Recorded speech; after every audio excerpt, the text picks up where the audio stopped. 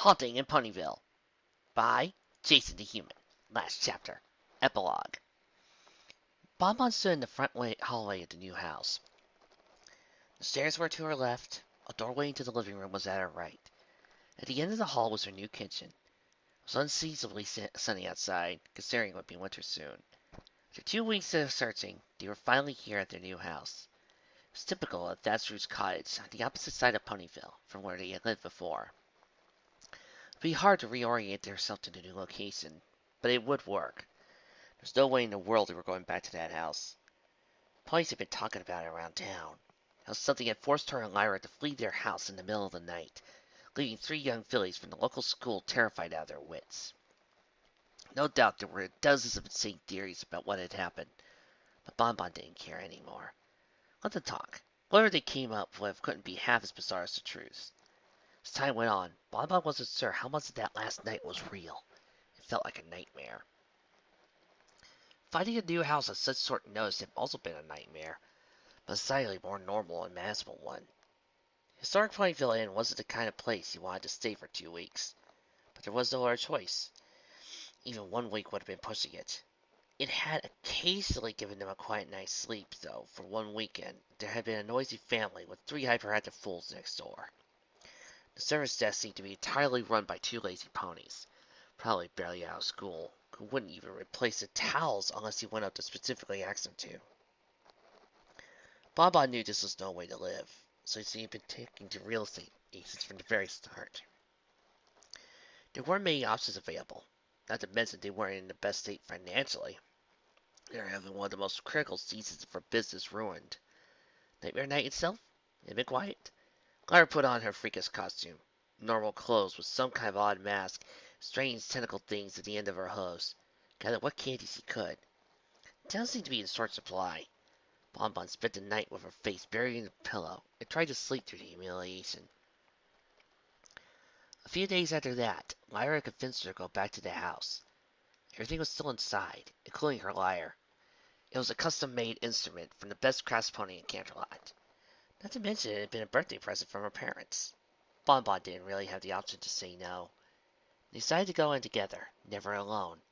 It had been on noon, on a clear sunny day, and they had propped the door open with a chair, so it wouldn't swing shut on them. They only grabbed what was important and taking it back to the hotel. They could hire movers to cover the rest, as soon as they found a new house. She was willing to take whatever was available, and this had been it. Not bad, admittedly. Not bad at all. As a whole, the house was larger than the last, but the kitchen was just a bit smaller. She paced around measuring it. Maybe it wasn't too big of a difference. She mentally planned out how she would organize everything once she really moved in. Candy season was over, finally, she thought, rolling her eyes. But cookie season was starting just a few more weeks. The last dead leaves had been shaken off by trees by now, and the air was nearly freezing. It was that time of year that everybody was waiting for the pig aside to get the snowfall out of the way, so it would be winter already. But fall still had a few more weeks to go. Bonbon could still remember the chill in their old house. The place was absolutely cozy by comparison, and those frantic, galloping hostesses from upstairs were just Lyra checking out every single room. She moved on to the living room, noticing the fireplace. That this would be a perfect place to relax in winter. It best to get some firewood as soon as possible to really feel at home. Once furniture had been brought in, it would be something to be envied. She could almost laugh. Maybe that ghost had done them a favor. Lyra came running down to the second floor, against her side to side. Nosy Bonbon in the living room ran up to her. I looked all over. This place is in an amazing condition. No leaks or anything. How did you find it?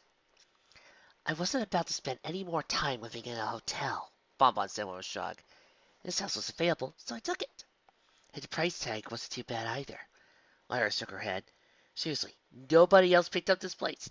I thought for sure to be some kind of catch. Nope, Bonbon said. No catch. Just a nice, if plain, Ponyville cottage, Lyra said. You know, I'm almost going to miss our little friend back in the house. Bonbon gaped at her. You're not serious. Do you even remember what happened? Lyra shrugged. Well, yeah. But to that point, does he think it was fun? You have to admit it made things interesting. Bonbon shook her head. You'll never change, will you? It was an adventure. Now we've got all kinds of great stories for everybody to tell for years to come. Lyra gave a sly grin. Seriously, Bonbon, you can be really boring sometimes. I'd rather be boring than completely insane. Suit yourself, Lyra said. Which room do you want? I call the one in the end of the hall on the left. I don't really have a preference. I'll look around later, Bonbon said. Lyra smiled and walked around the living room. She looked out the window for a moment, then circled back around to the chair. Yeah, I think I'll be able to get used to this place. Bonbon nodded. Should be quiet at least. It took me forever to get the address right, though. It's so similar to the last one, Lyra said. We're now at 41 Blackberry Lane instead of 41 Blueberry Lane. Weird. You didn't notice? Well, Bonbon gave a nervous smile. Now that you've mentioned it, that is kind of strange. The front door creaked slowly. It slammed shut. It slammed! Boom! Cue happy entrance music. My Little Pony. Oh, what a great Halloween fic. Just excellent. Plenty of atmosphere. Plenty of horror. Everybody's character's nice and well done. And, if I were to be honest, actually kind of surprising.